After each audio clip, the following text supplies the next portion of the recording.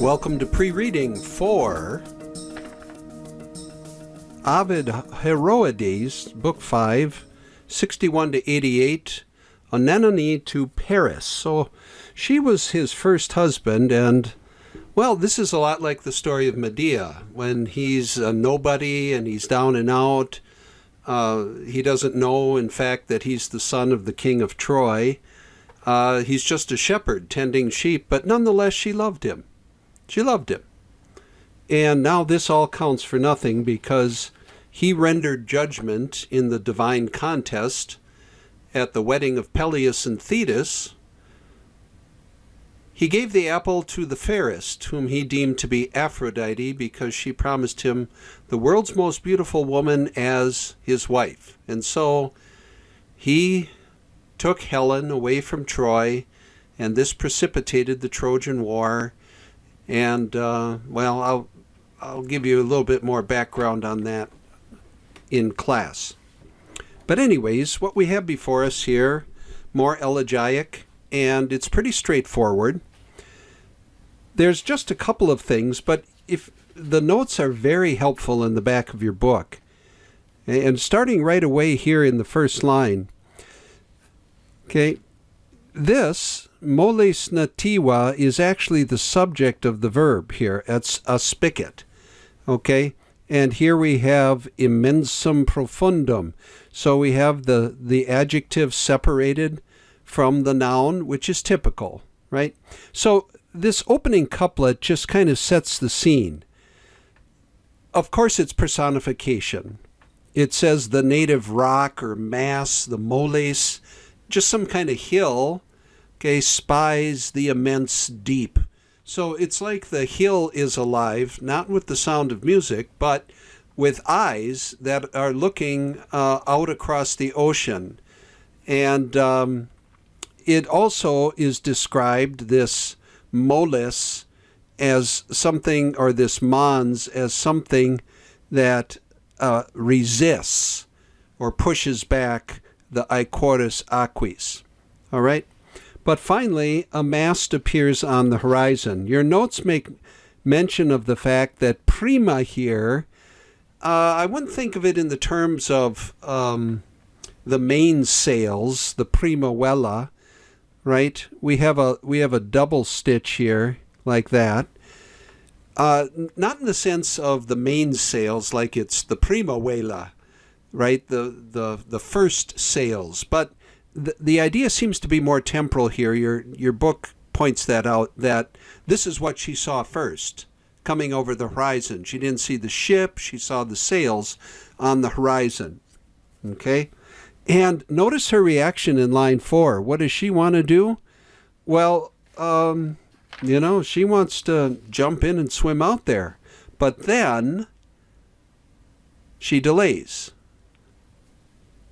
She just pauses a minute here, dum moror, and then she sees purpura, fulcet, shimmering, and her reaction now is per timui. There's a lot of first-person verbs in this section. Okay, we have a bunch of them coming up in the lines ahead. Per timui, not just timui, but per timui. I'm thoroughly frightened. I'm terrified.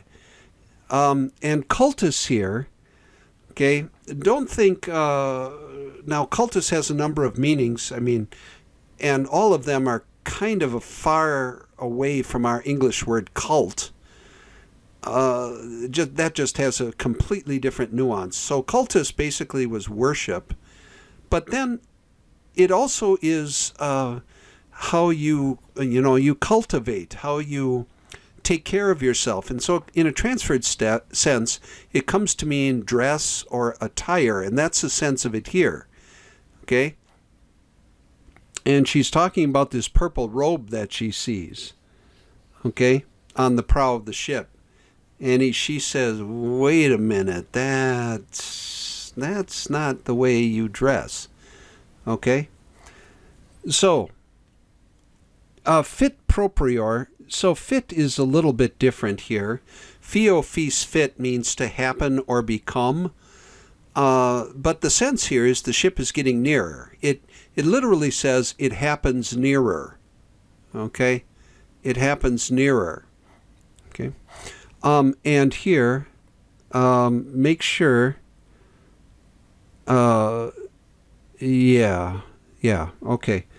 Make sure that you follow the scanning of this here, because that's going to help you when it comes to determining what case kita is and ratis. Okay, fit proprior terrasque kita ratis ratis tingit aura. Okay, it's hard to tell at the end of the line, but definitely here it scans long, and if this is long, kita, then aura has to be long. So that tells you what case it is. All right? Okay, now the bad news. Weedy, and here, this is an adjective. Notice it's femineas. Okay? And here, genas. Now, don't confuse that with the noun genu, which means knees. Okay? Gena, genas. And it shows up again here in the 12th line, or line 72, whichever. Okay, so we have genas here and genas here, right? Now she starts asking him she asks herself questions, okay? And she's kind of, if he would be there, remember she's writing a letter to Paris. These are letters from famous women to husbands or to men who have not treated them right in most cases. Okay, and here's definitely a case. And the sense of it here is, haven't you done enough? Okay, so Agamemnon, when he comes back from Troy at the end of 10 years of the Trojan War, he shows up with Cassandra, and he hasn't seen his wife, okay, for a number of years. And this is not a smart thing to do. Now, Paris does the same thing. You know, he thinks he's the most favored man in the world. You know, he just found out he's one of the princes of Troy, and now he's sailing back to Greece, and now he also is carrying with him the most beautiful woman in the world, who allegedly is his wife, or at least Aphrodite promised him that she would be. Okay, so he thinks, you know, he's riding the chariot of success, and shockingly, Oenone doesn't quite see it that way. All right, and here, almost satirical, you know, almost I'm not satirical, but sarcastic. You know, hi rebat.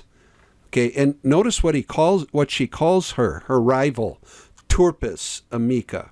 Now, turpis here, I wouldn't translate as foul, you know, or dirty, in the sense of, you know, filthy, not in a literal sense, like, you know, she's covered with mud or she smells or anything like that.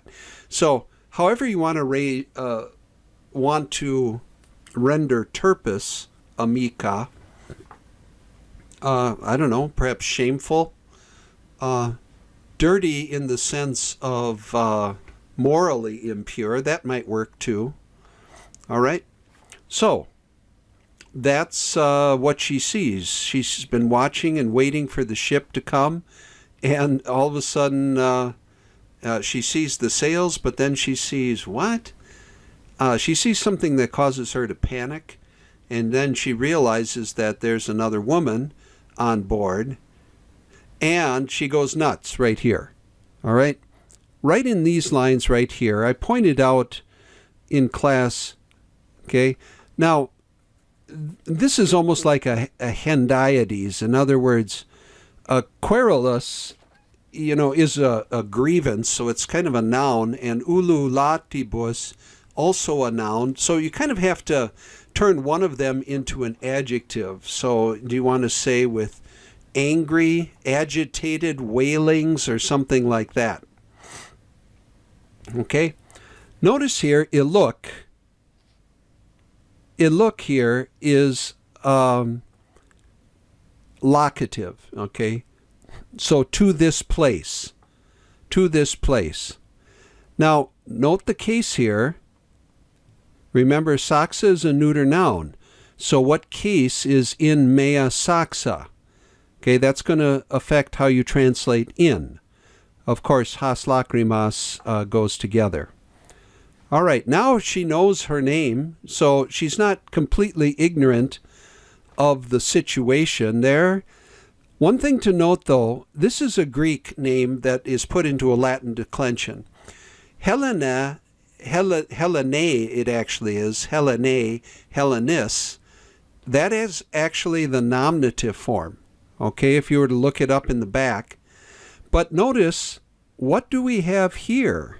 Doliat, ploret, ferat, okay? We fear a liar. All those forms. Okay, so you're going to have to decide how those are being used and render that in your translation accordingly. Okay, she's, again, writing a letter and she's expressing her feelings. All right? Now, moving along here. Here she's ripping on Paris even more. Okay? Who comes to you? Well, quai. Notice it's feminine. So who are we talking about? Okay? And they are who destituant. And they destituanted their legitimos viros. So he basically accuses him of showing up not just with Helen, but with a whole harem of women who are just kind of hanging over him. And she says, it's a completely terrible situation. It's just shameful that you show up here like this. Take the cum here, and the next phrase is temporal. Okay? And we have these imperfects looking back to the past. And here she's talking about their former life together. All right? Then she goes on to say, and apparently she's got some information too now about Paris. And she is just wants to reinforce the idea that she is not impressed either with this, with ops or regia, okay? And it doesn't impress her that he... Now, you need to follow the notes on that line. They walk you through it, but it's kind of complicated because, as the notes say, there's a double ellipsis here. Now, Dikar is a little bit difficult here. It's passive from Dico, so literally, I am said, but you have to understand something like to be.